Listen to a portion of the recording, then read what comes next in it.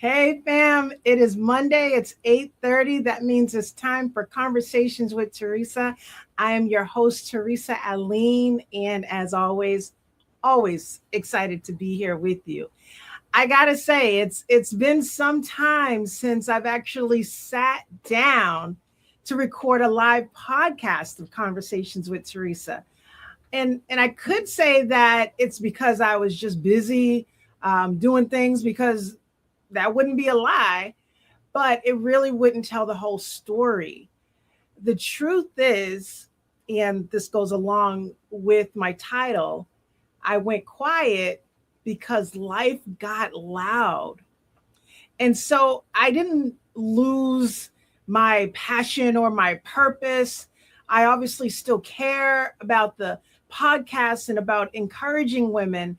And I have ideas and dreams and things I want to share, but I've been carrying so much mentally, physically, emotionally, financially, spiritually, and within my family that I didn't have time, I didn't have much room left to show up publicly.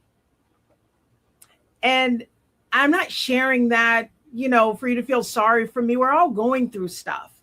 But I'm sharing it because some of you may have gone quiet too. You may still be functioning, helping, working, serving, caring for people. But somewhere along the way, you may have stopped listening to yourself or hearing yourself, what your mind and your body is telling you. So let me tell you what life getting loud for me looks like, has looked like. Um, Caring for our children. One of the biggest parts of this season has been trying to pay attention to all the individual needs of each of our children. They're at different stages. They're between 23 and 12. So they're facing different challenges and they need different things from me. But paying attention to each child rather than treating everyone in one whole blanket, it takes a lot. There's appointments, there's just physicals, there's braces, there's everything in between. It's the concerns that you have. It's the thing that they said to you 5 days ago, and it just kind of sat there, and then you got to follow up and trying to notice the needs of people, their emotional needs, and then adding support, carrying the concerns that can't be quickly fixed, and wondering, am I giving enough to each child? Am I paying enough attention, the attention that they need? Learning that older children still need parenting.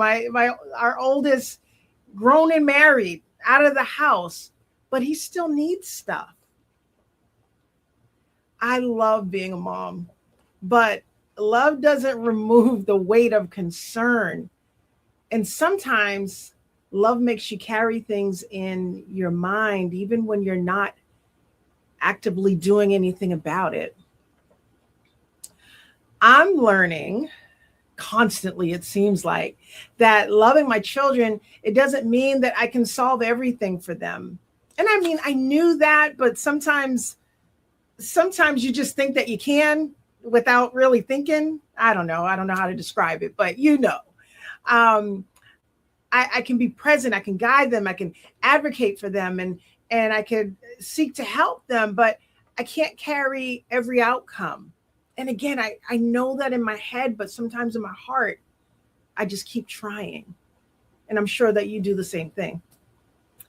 Being a wife and helping to run the household, I am one of the primary people, probably just like yourself, helping to keep the household moving. There's groceries, there's paying bills, there's doing all this stuff. And not to say that I don't have help, but, I kind of, in the back of my head, I know where this bill lies and I know when that gets paid and all of that stuff. And I carry that. We carry that with us all the time. There are the visible responsibilities, and then there's the invisible ones. Remembering, planning, checking, anticipating, following up, all of that stuff, paying attention to the emotional temperature of the home. Where is everyone at?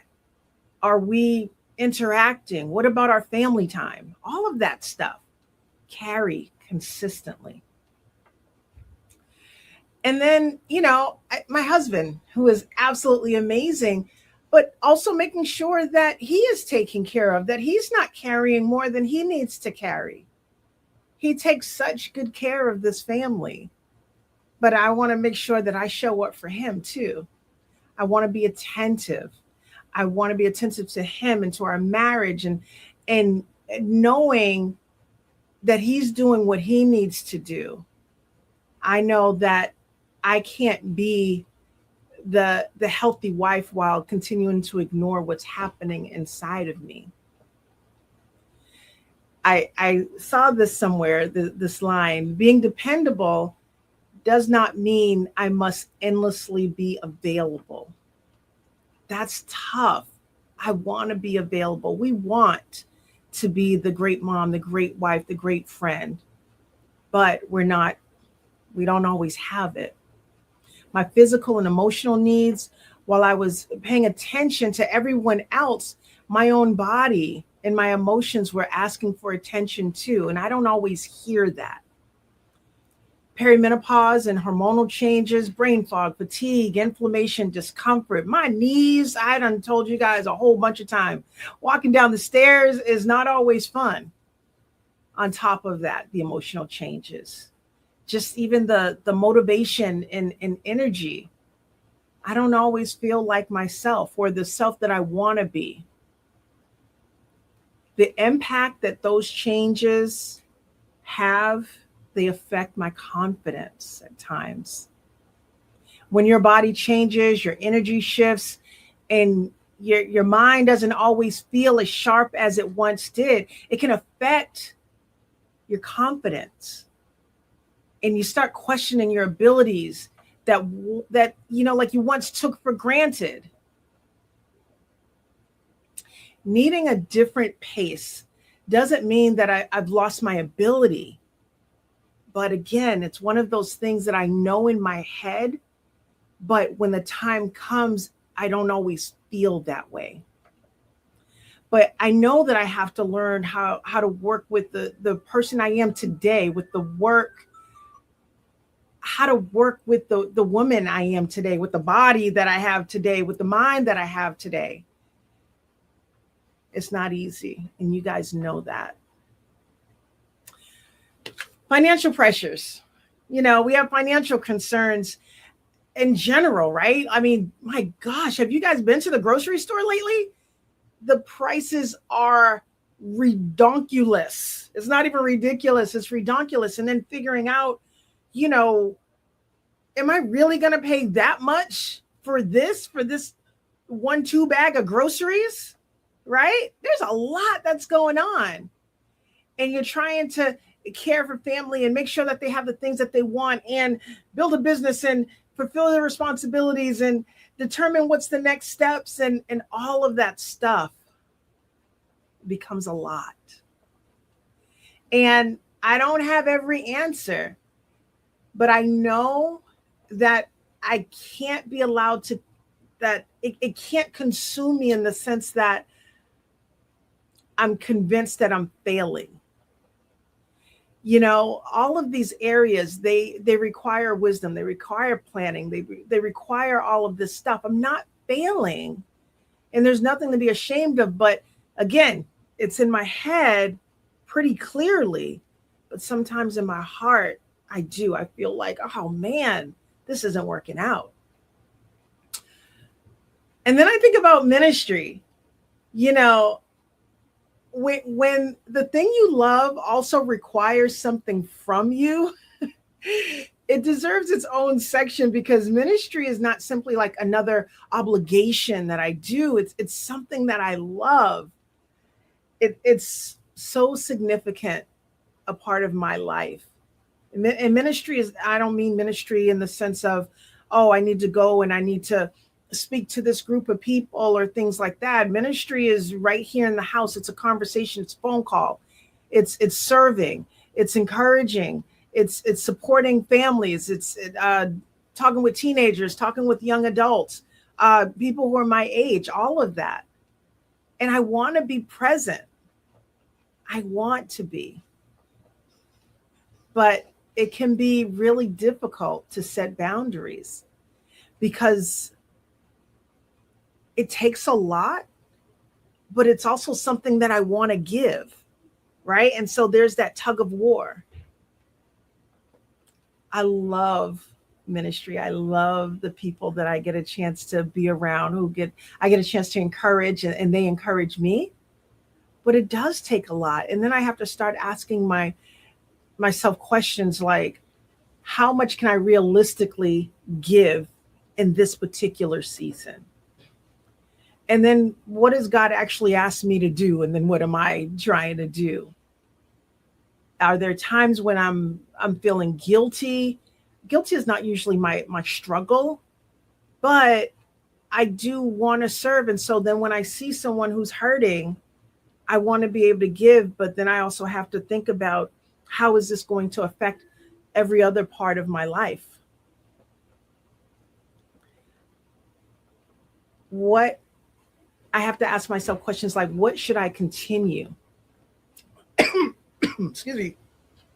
And then what do I have to pull back from? And then I don't want to disappoint, right? I mean, that's just reality. Who wants to disappoint anyone? I don't want to do that. The hard part is that there's always one more person to call, or one more thing to work at, or one more thing to serve at, one more meeting to attend. It's tough. But every good opportunity, it's not necessarily my assignment. I know this.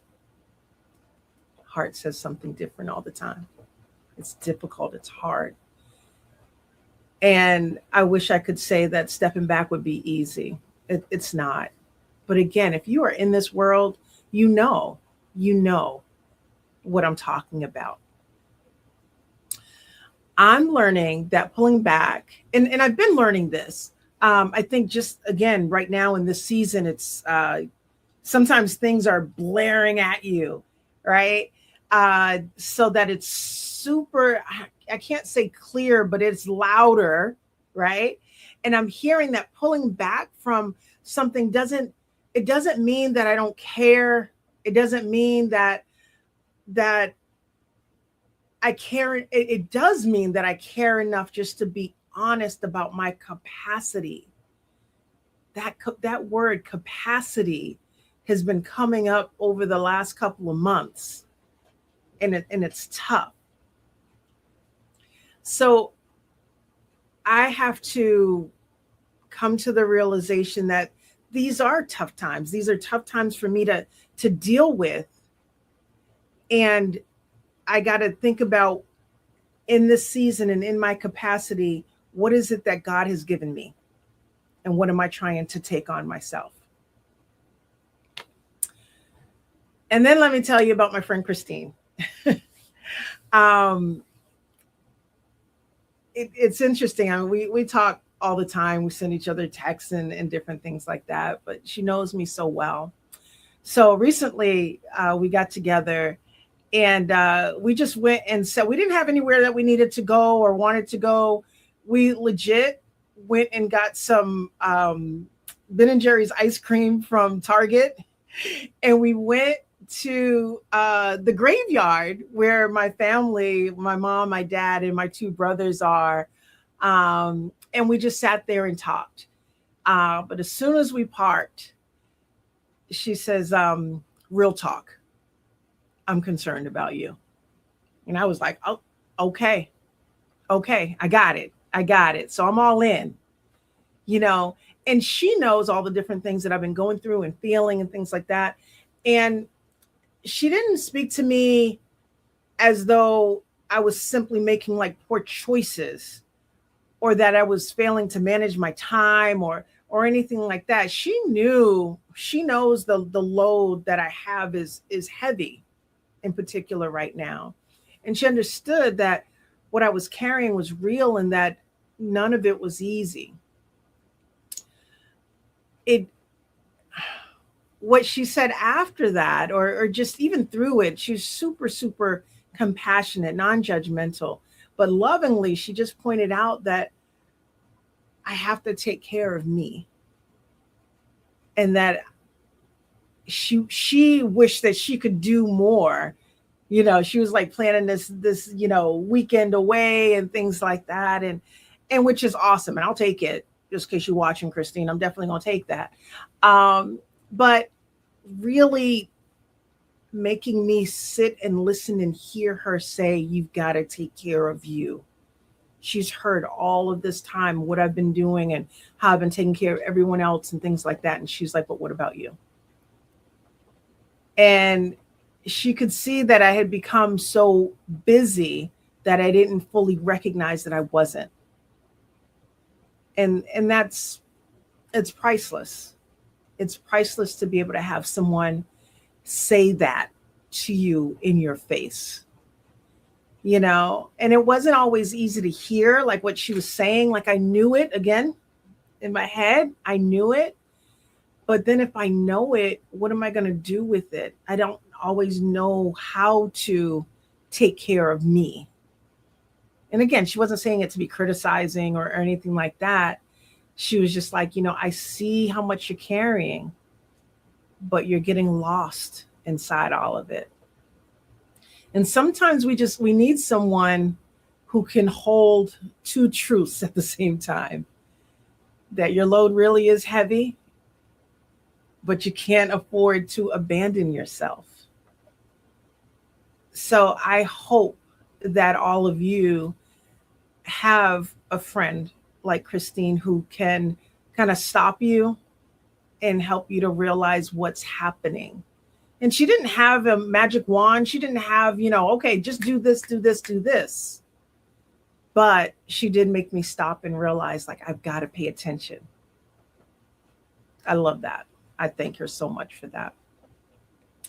So as I was checking on everyone else, I wasn't consistently checking on me. I haven't been exercising. I haven't been going on my walks. I've been waking up later. I've been going to sleep later. I have had more ice cream this year, probably in the last 3 months, than I have in my entire life.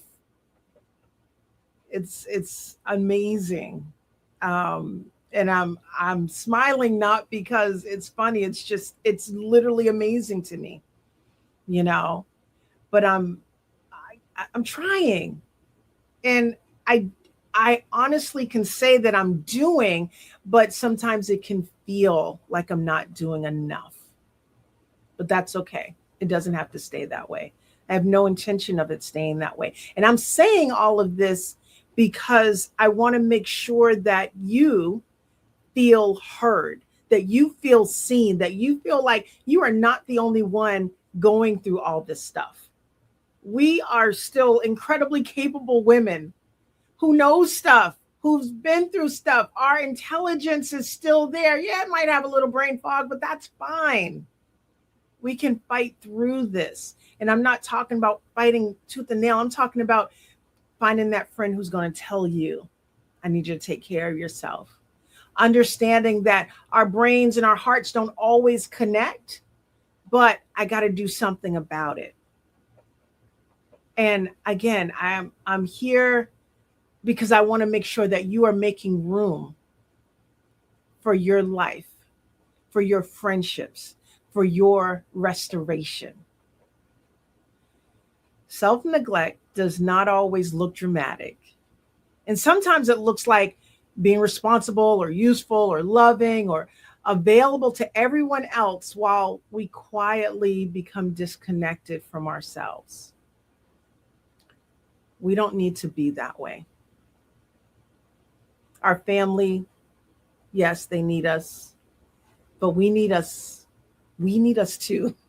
We need us to be right. And I'm not blaming it on, everyone else. It's just our reality sometimes that our loads are heavy, but that's okay. That's okay. So, what am I taking responsibility for? Like, I kept waiting for things to settle down, right? And I remember saying this line back in May because I felt like I was just going this rat race. And I was like, okay, in June, I'm going to go to sleep. I remember saying that so much. I kept telling myself, yep, June, by June 1st, I'll be able to go to sleep. I'll be able to focus on myself. I'll be able to get the rest that I need. But then it becomes right after this appointment, right after this responsibility, right after this event, right? It doesn't need to be that way. We can start right now. We can start with little things. We can start with making a salad because that's what our body is calling for. Or it could be watching a sunset. Or it could be, I know this sounds crazy, but finally cleaning out that corner in the room so that your mind can be like done. And right, cleaning up doesn't sound like self-care, but sometimes it is. Sometimes being able to complete something, it is. And it means something different for each one of us. But find out what it means for you. And then go there. Get there. And if you don't know, ask someone. And if you don't have anyone to ask, I'd love for you to join the Thrive Tribe. I'd love for you to come onto this space and find your community, find other like-minded people who are saying, listen, I feel like I'm alone sometimes. I feel like I'm not seen. I feel like, who understands me? Come on to the Thrive Tribe. We understand you. We listen. We like this. And when we're not, that's okay. We still got you. We still got you. All right. So I came on because I really wanted to remind us that we're going to be okay. We have each other, and we have opportunity to be able to come together and give each other whether it is the push or the lift up or the kick in the butt, whatever it is that we need, that encouragement. We have that to give each other. And if you need more, then come on down. If you have more to give, then please give. Please give, because not everyone understands that it's what they need. So, with that said, thank you guys for tuning in. I am so appreciative. Thank you for being so patient. And although I kind of felt like, oh my gosh, I haven't done a live in a long time, I also knew I didn't have that capacity. And that is a strength, not patting myself on the back, but that's a strength to know, like, that's what I got. This is what I have. And tonight, this is what I have. I had so much of this welling up that I wanted to make sure that you have it.